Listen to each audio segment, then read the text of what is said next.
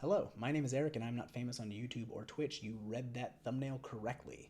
And my voice is now slightly deeper because this is like the 8th time I've done this video concept. So, in the spirit of authenticity, just gonna let you out there. Anything that feels organic or new or improvisational probably is something I said in the last 7 versions of this. But anyway, I'm not famous. Welcome to the weird acceptance meeting where we take out the folding chairs and the weird coffee and we all just go around and say our names and that we're not famous on the internet. And for the longest time in my life, I had reasons for it, anger for it. It was because everyone else had an advantage that I didn't have. And now I realize, no, we're not famous. And we're not famous for good reasons and like fair reasons. And let me rewind a bit. When I was a 5th grader, I used to have these really, really bad nightmares and stress dreams where I would meet the cast of a Nickelodeon show or a Disney Channel show, and I'd forget to ask, how do I become famous? And then I'd wake up and I'd run to my parents' computer and I'd open Nickelodeon or Disney Channel and I would just start sending ideas for episodes through those forums on those websites, just constantly, in hopes that that would do something. And I bring all this up to say celebrity as a concept is very young in human history, like 200 years. And more importantly, accessible celebrity is even younger at like 20 years. Because when I was a kid, becoming a celebrity wasn't something anyone could do. You had to have money, an agent. You had to go to Hollywood, California. And that was the excuse when I was growing up. Like, the worst parts about these industries were also the best parts about these industries for not feeling bad. Because every dad could say, I could have been a football legend if it wasn't for the fact that I went to the wrong college and also the old trick knee. And everyone could do that. Everyone could imagine that they could have been a celebrity if they had the right resources, if they were in the right place at the right time. But none of us ever got there because the system requires nepotism and all this other stuff that we don't have. And when I was really little, I used to blame my parents. I used to literally think in my head, while I was sitting in math class doing times tables, why am I here? Why can't my parents just take me and move me to LA where I could become famous because I'd be so good at it? And yeah, that was me as a 5th grader, apparently, if I remember correctly. But fast forward just a little bit. I'm 10 years old, and a new little internet thing comes out called YouTube. And it starts off as a bunch of like America's Funniest Home Videos and Charlie Bit My Finger and Numa Numa Guy and all these just kind of funny sparks. And then From the Primordial Ooze. Why was that almost Legends of the Hidden Temple? From the Primordial Ooze, you watch as Hank and John Green, Rhett and Link Smosh, Game Theory, existing websites like College Humor and Cracked, and eventually BuzzFeed, all these people rush to the gold mine that is YouTube, and they all start making sketch comedy, and it's SNL all the time, and everyone's making their web series, and everyone's making funny ha-has, and all the videos are like 3 to 7 minutes, and it's just a script, acting, and usually it's comedy. It's almost all comedy, and everything's about being the funny person on YouTube. And when I was a kid watching that, I was just like, those cameras don't look expensive. I bet I could get one. And I got one. And again, I had one little last excuse, which was I was 11, and all those people, Bretts and Beretta, all of them were old. They were old people. They were in their 20s. I was an 11-year-old. No one wants to watch an 11-year-old make an entire video about how Kit Fisto's awesome. No one wants to watch a 12-year-old go to his church and go to the nativity costumes and make Christian smosh. I'm so glad I deleted those videos. I wanted to impress. Okay, clearly wanting to impress people is clearly part of this. But like I wanted to impress my home church and I wanted to impress my parents, and I thought like most of the content on the internet's vulgar and bad and blah blah blah blah blah, and I wasn't allowed to watch Family Guy. So I was making a lot of like, what if the apostles were in high school? Anyway, it wasn't good and we don't need to talk about it, but it did lead to something good. By high school, I learned Premiere Pro and I was making videos for my college, like, not for my college, it was high school, but I was making high school videos for the morning announcements, and I was eventually making tutorial videos for engineers that worked for General Electrics as a senior project, and then I applied to college using those videos, and I got in, and I was at film school, and I was convincing my parents and also myself a little bit that I was doing it the right way, that I was going to get a degree in a field, get a job in that field, and become famous. And I didn't. Fun fact about graduating college with a bunch of other people who studied the same stuff as you. There's a very large number of people all in the same city who all have about the same amount of internships and 0 years of relevant industry experience, and a very, very small number of available jobs. Who's going to get it? Is it the person who's related to someone in the industry? Probably. But also, around that time, I started watching internet content again, and suddenly, something broke my heart. All the YouTube people were my age, and they were doing videos like, me and my friends go on this amazing vacation that will cost more money than you will make for the next 5 years in one vacation. And I'm over there being like, I bet I can swing the 4-for-4 meal instead of 99-cent ramen if this temp agency gets back to me about a job that I might be able to do for 2 weeks. And meanwhile, I'm watching all these videos that are just more and more excess. Like, I do everything, I go everywhere, I eat everything, and I just felt like, shoot. Why am I saying shoot? Is that how this algorithm works? I don't know. Anywho, that's foreshadowing for later, by the way. But anyway, eventually, fast forward the clock a lot more. I get a job. I work in search engine optimization, which means I spend my entire day trying to make Google like small businesses and help small businesses get high up on Google, and that will play into things later. But one day I watched Bo Burnham's Inside, and it's amazing. Talking to a group of my friends, and I'm like, hey, did you guys see Inside? It was awesome. And one of my friends goes, oh, I hate Bo Burnham. And I'm like, oh, is it because his comedy isn't very lighthearted and it's kind of depressing? And I'm one of the kind of people who likes to be sad while I laugh, and you're not? Is it because he makes some very weird artsy decisions?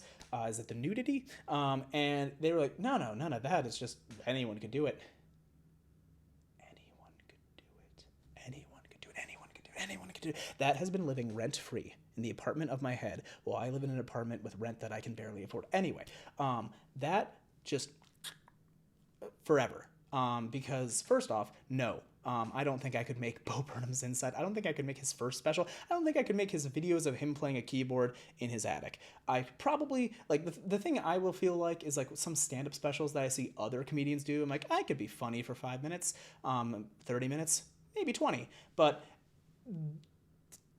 that thought, anyone could do it, just, it rattled in here, because all of a sudden, I realized there's so many TikTok videos that are just like, look at all these people in Hollywood. Did you realize they're Nepo babies? And there's so many videos on the internet that are like, hey, my friends and I walk around a museum and we point at all the paintings we could have done ourselves. And I realized, I'm like, I feel like there's an entire generation of us that were taught that we wanted to become rich and famous. And the way to become rich and famous is through art and through comedy and sketches and writing and, art. And we are surrounded by art that we feel like we could do that is successful while our art isn't successful. And it creates this angry cognitive dissonance of, well, why is that art there and mine isn't? Why is that painting that's just a blank white canvas with a red line over it there, but mine isn't? Why are there YouTube creators who are making... Okay, here's a question. Is this relatable to anyone else? Because here's my relatable question. Sometimes I see a video on YouTube or something on Twitch, and the thumbnail and the title are awesome, and it's by a creator that I really, really love, and they're creative and funny and interesting, but I can't click on the video because some little gremlin voice in the back of my mind is like, you could have made that. You could have done it. That could have been you. I literally look at a video, I'm like, that's going to make me sad. And not because it's about a sad Pixar movie, but because it's a tier list of all the sad Pixar movies. And I can do that. I can make a tier list of all the sad Pixar movies. I know where to put Coco. I know exactly where I'm going to put Coco. Coco's not even a Pixar movie, is it? I can't do it. Oh.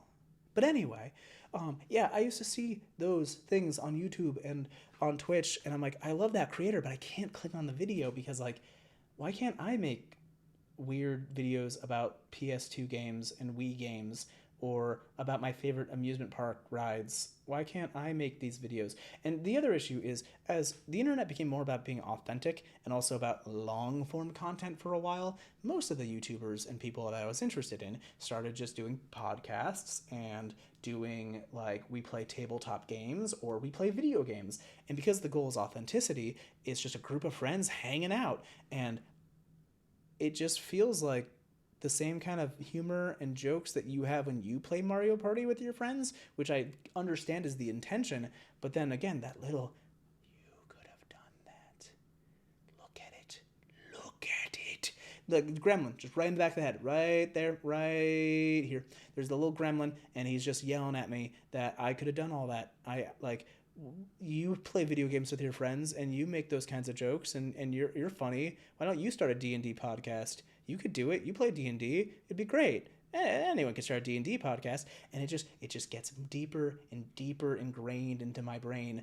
And this is where I need to transition in a couple ways. First off, the weird thing that pulled me out of this, which is, weirdly enough, I don't watch a lot of Ludwig, but I saw a Ludwig video that was just how he wanted to challenge himself to become famous from scratch and make a YouTube video that was successful on a channel that no one knew. And I watched it, and I scrolled down to the comments, and I found a bunch of comments that said exactly what the gremlin was saying, which is, oh, he cheated. And that made me so happy, because that's when it clicked for me of like, wait, that's it. That's what I'm missing here is, for the record, if you don't know, quick summary. Ludwig made a video about a Twitch creator and then made kind of a thumbnail, which for the record, I think this was really intentional and I don't think a lot of people picked up on the art here, but the video thumbnail and title is, this Twitch creator is famous because of this one little thing. And it sounds like it could either be very positive or very negative if you haven't clicked on it yet. But like, that ambiguity is intelligent and very strategic, but also I feel like it's almost a little bit poetic that in a video where he's defending that he's famous because he knows what he's doing, he chooses to make a video that sounds inflammatory of like, oh, this creator is just famous for this one little reason. But then the video that he created is like very complimentary, very positive, and just like, he's famous because he had a really cool idea and a really cool strategy. He then took that video, put it on that guy's Reddit fan page, put it in that guy's Twitch chat, had that guy click on it in Twitch, and people were like, oh, well, you're leveraging his fame and his success and his existing fan base. And that's it. That's what he did. And do you know why that worked? Because that's not the advice you would ever, like if someone had asked me, hey, how do you get famous on YouTube or Twitch? All of the advice I would have given you is just the same regurgitated, do popular stuff, good thumbnail, keep the video a certain length, hashtags, I guess, share it on your social media that only has 3 followers, ask your friends to watch it, like, and it's all that stuff, which everyone has access to that stuff, but Ludwig did something that no one would have thought to do, which was leverage someone else's audience to get views. And again, he makes a point at the end of the video that most of the views are organic, but it's because he gets past the biggest issue that YouTube has, which is how many times have you seen a thumbnail and a title that are engaging and interesting, but then you see the view count is like a 2-digit number or a 1-digit number. And you're just like, oh, I'm not watching that. That's not good. That's amateur. That's some, random kid's Let's Play. I'm not going to watch that. It looked cool, but, and again, that they're following all the advice. They're following all the tips. But you're not going to watch that video. So Ludwig beats that by pushing the snowball. He creates a good snowball, and he pushes it. He gets it past that hurdle of no one's going to watch a video with only 10 views by getting it its first 100 views or its first couple tens of views from that dude's audience. It's a smart strategy, and yet it feels wrong. And that's when it clicks. When you look at that painting, that's just a white canvas with a little red stripe across it, and you think, why is that here? Because that's not the talent. The talent is how they got it there. The talent is everything they had to do as an artist to get into this museum. And it's the same for most YouTube creators and Twitch creators and TikTok and Instagram and just all the different little social media sites. The talent isn't necessarily the actual content that they make. Sure, they have to make good content, engaging content, follow algorithms, but that's it. That's the part. Follow algorithms. It's understanding the game. It's understanding what's going to work and not work. And it's the one thing that we don't talk about enough of just, it's marketing. It's understanding what's going to create organic views, what's going to create referral views. Like, again, I do this for small businesses full time. And notice, full time. It's a full time job to understand how that algorithm works and predict what's going to succeed and what's not going to succeed for a small business. And that's just the game. Like, the talent is less about the content and more about knowing how to market that content, knowing how to get that in front of people consistently. And I'd like to transition right now to my bigger thesis, which is the music industry, the professional athlete industry, athletic sports industry, movie industry, those three industries, they have a direct reason to help their stars become stars and stay stars and to find new burgeoning stars and bring them up, because these industries are mutually beneficial. Granted, they're also very parasitic and very exploitative. They're those things. You can see a lot of people who hate them. But anyway, it is mutually beneficial. If you are a record label, you want your musicians to get on late night talk shows, grow their audience, sell out more shows, sell out bigger venues, sell out more albums, sell more merch, because you make a cut of all of it. But internet creators don't work that way.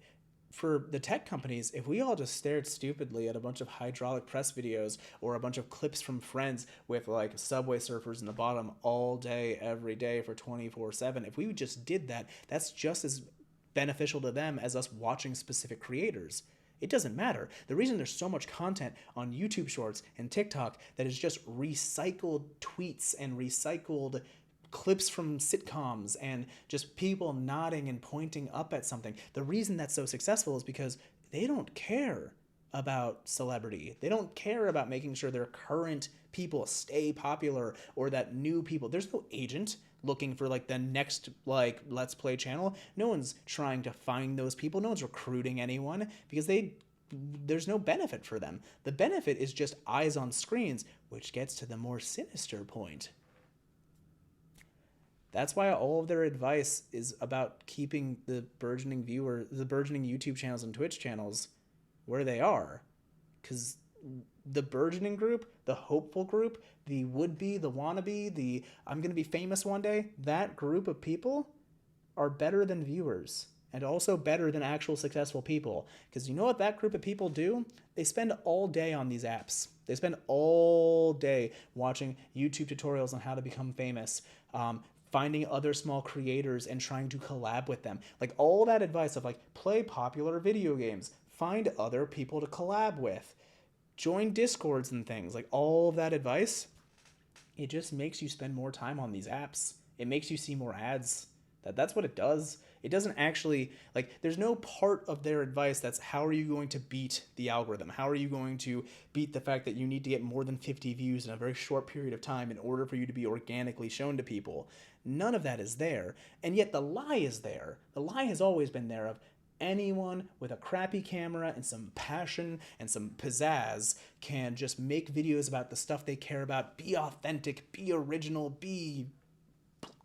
and you're gonna do well. That's all you need. All those people, like the success stories they always hold up are anyone can do this, anyone can cook, Ratatouille. That's actually the saddest Pixar movie. But anyway, that's the idea. The idea is to put people into this mindset of anyone can do this, and I want to be famous. I also want money. I also am living with my parents post-college and I don't have any money. Like that mindset sinks into you and you just think, well, if famous people on the internet can just play a video game, why can't I just play a video game?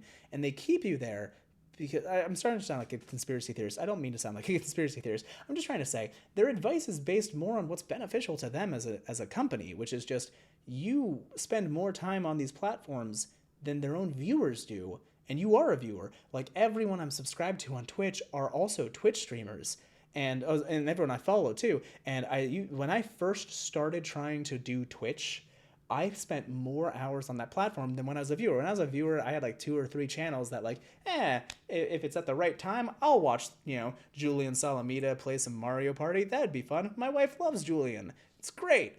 But then like, when I was just like, I'm going to start Twitch streaming, I was just like, I'm going to watch every small creator. I'm going to find other people. I'm going to go pick a video game that I like, scroll down to someone who only has a viewership of 2 or 1, and I'm gonna start chatting, and I'm gonna be like, hey, do you want to watch me play this video game later? Do you want to maybe like play together? And it made me really sad, by the way, because the real reason I started the Twitch channel wasn't even for the fame that time. That time I started a channel purely on the basis of like, I was sad and alone and wanted to play video games with other people. And I was kind of hoping that like if I played video games, people would be in my chat and I'd feel a little bit better. It was also like I was doing too much at the job stuff. So like video games, great, fun, wonderful, relaxing. But anyway, to make a very weird, long story short and transition out a little bit and try to end on a little bit of a positive upswing. Hi.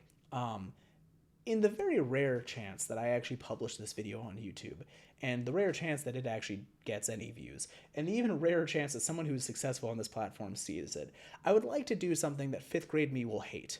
Instead of asking you to help me become famous, or to teach me how to become famous, I'd like to just apologize. I have harbored so much resentment and jealousy because of the cognitive dissonance that is created when you see people succeed at what looks easy. And I have to think that all those creators must constantly get like the vibe of like, you're not real celebrities, you're not really talented. Actors and athletes, they're really talented, but you guys aren't. You guys don't do anything we can't do. Oh, you play video games on the internet? I play video games. And I'm sorry. I'm really sorry, because I think it comes from jealousy, but I think it also just comes from the frustration of the idea was sold, anyone can do this, and when you fail at that, at something that anyone can do, you feel so low that the only thing you can do is think to yourself, well, those people don't deserve it, and they're either lucky, wealthy, connected, or something, because that's why I failed. And I'm sorry for that. If you're successful on this platform or another platform, you probably deserve it, and you probably understand the algorithm very, very well, and you're probably working really hard.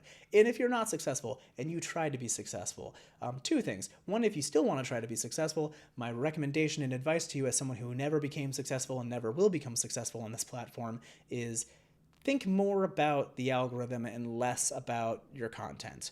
As sad as that is to say out loud. Think more about what will beat other things and less about being true to yourself and making, your passion projects. And again, this is advice coming from someone who didn't succeed. My second thing to say is if you're someone who tried and failed and you're in that weird rut, release that. And I'm saying this to me too, of just like, it's okay. I'm going to go back to the way I was of, it's my parents' fault that they didn't bring me to LA and get me an agent. And it's no one's fault. It's not my fault. It's not anyone's fault that I didn't succeed on TikTok or Twitch or anything. It's literally just life.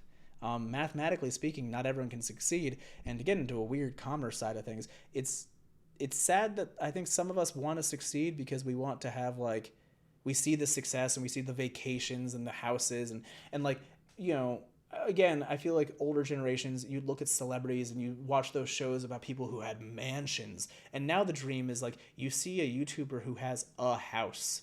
Like, and you're just like, oh, how did he get a house? Like, and it's sad that that's where things are right now. And it's stressful for sure. But like, we're all gonna get through that, I assume and hope. This is a weird turn at the end of the video. The point that I'm trying to make is the best part about the internet has been people supporting each other and being positive and sharing fun and education and trying to just kind of make it through whatever the world is every single day.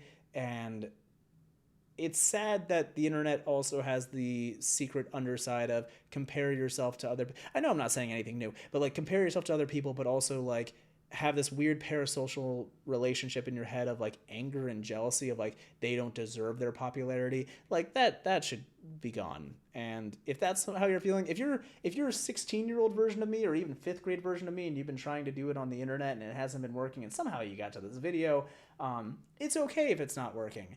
It's not going to work for everybody, and that's okay. I'm not saying give up. I'm just saying like give yourself some slack. Have a good one. Love each other. Be awesome. Other things. Goodbye.